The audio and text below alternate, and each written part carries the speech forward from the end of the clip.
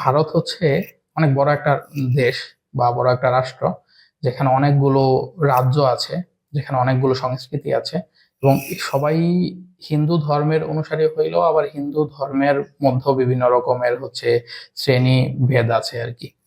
কিন্তু ওভারঅল এই ভারতকে যে ঐক্যবদ্ধ রাখা, এই যে আলাদা জাতি ধর্ম আলাদা ভাষা এই সব ধরনের যে বিভিন্ন ধরনের যে মানুষ, ভারতের বিভিন্ন ধরনের যে সংস্কৃতি, এগুলোকে ঐক্যবদ্ধ রেখেছে ওই একটা ধর্ম, সেটা হচ্ছে হিন্দু ধর্ম। এবং এই হিন্দু ধর্ম আছে বলে ভারত একটা রাষ্ট্র হিসাবে এখন মধ্যে ইউনিফাইড আছে।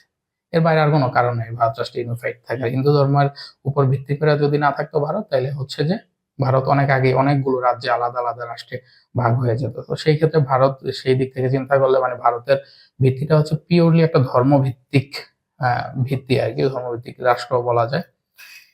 এই জায়গাটাকে চ্যালেঞ্জ করতে পারছিল যে ভারতে যে আহ, তারা যে হিন্দু ধর্মের উপর ভিত্তি করে যে তারা রাষ্ট্র টিকিয়ে রাখছিল, এই জায়গাটাকে চ্যালেঞ্জ করতে পারছিল ইসলাম। কারণ মুসলিমরা বিভিন্ন ভাবে আসছে এখানে, ধর্ম প্রচারের জন্য আসছে, অনেকে সরাসরি বিজয়ী হিসাবে আসছে। তো এই যে ইসলাম যে তাদেরকে চ্যালেঞ্জটা করেছিল, এই চ্যালেঞ্জটা ভারত আর নিতে চায় না। এই চ্যালেঞ্জটা নিতে চায় না কারণ তারা জানে যে এই চ্যালেঞ্জের মুখে তারা যদি পড়ে, তাহলে আবার তাদের ওই যে ক্ষমতা, তাদের যে ব্রাহ্মণ্যবাদী যে সমাজ কাঠামো যেটা টিকিয়ে রাখতে চায় তারা, সেটা আসলে তারা টিকিয়ে রাখতে পারবে না। তো এইটা একটা বিদ্বেষের অনেক বড় জায়গা, যে জন্য তারা যে মুসলিম যে অঞ্চলের মানুষই মুসলিম, আমরা ওই যে কাশ্মীরের দিকে তাকাইলেও দেখি যে এটার প্রতি তাদের একটা মারাত্মক বিদ্বেষ আছে। তো স্বাভাবিকভাবে ভারত যাদের প্রতি বিদ্বেষ পোষণ করবে, তারা ভারতের প্রতি বিদ্বেষ পোষণ করবে।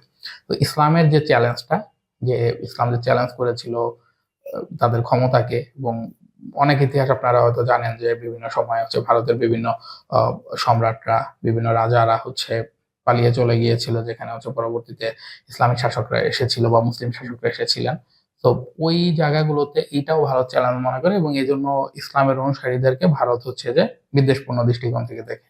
স্বাভাবিকভাবেই এর প্রতিক্রিয়ায় ইসলামের অনুসারীরাও ভারতকে বিদ্বেষপূর্ণ জায়গা থেকে দেখে।